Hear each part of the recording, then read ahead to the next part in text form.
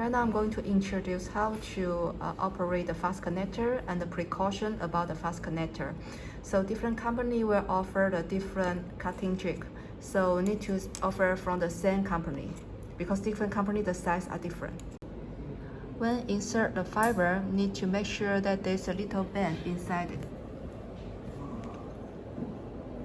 See, there's a little bend. When you press the button of the yellow part to make sure that the button was completely pushed down.